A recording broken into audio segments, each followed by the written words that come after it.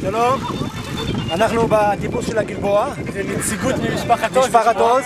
במשפחת עוז יש נציגות. 60 קילומטר בלבד עברנו, יש לנו עוד יום ארוך לפנינו. כן. אז שיהיה לנו בהצלחה. שיהיה לנו בהצלחה, ביי בינתיים.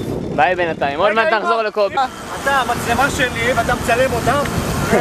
הנה, ככה את נותנת לו? יאללה, קובי, רעיון, מה קורה קובי? רגע, בוא. בכביש הבקעה, אוקיי, 34 מעלות, זהבה מתעלפת, אני שומר עליה. זהבה, הכל בסדר? תתחיל. מה קורה? מה המצב? אנחנו בים המלח, הנה, הוא גם השאלה 10 קילומטר לפני עין גדי, אחרי 195. מה, יותר? לא, 12 קילומטר סיימנו את הרכיבה. להיום. להיום. אז הוא לא צילם הרבה, הוא לא צלם מי יודע כמה. אנחנו נשפר שיפור מקצים מחר. מי יודע למה? בסדר, זה משתפר, עובדים על זה. אוקיי, זה מה שאני אוהב. נעשה מחר טיפוסים, כל היום טיפוסים. ובדיוק. האמת שזה נשמע לי טיפה כמו יוי יוי, אבל בסדר, יוי יוי. בקיצור, אנחנו קצת גמורים, אבל יהיה בסדר, צלם את החבר'ה.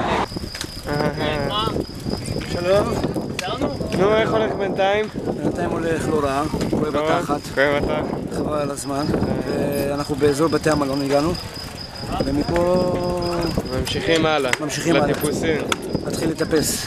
היי קובי! מאיפה באת תגיד לי? בוקר טוב, החבר'ה אפילו מצלמה מאוחר.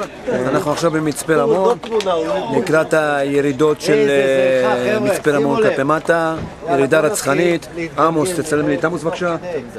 עמוס, תגיד משהו למצלמה, כי זה מתועד, אתה יודע. איך אני... כל מה שאתה... אל תספר להם מה עשית, אל תספר להם מה עשית.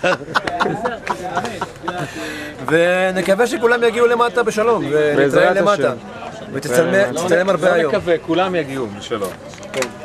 קובי, צילמת לי את אתה יודע כמה הוא מדבר, קובי? קובי, תגיד שלום למצלמה. אני אומר לך, הוא מבוזבז, הוא היה צריך להיות איזה או מנחה באיזה תוכנית.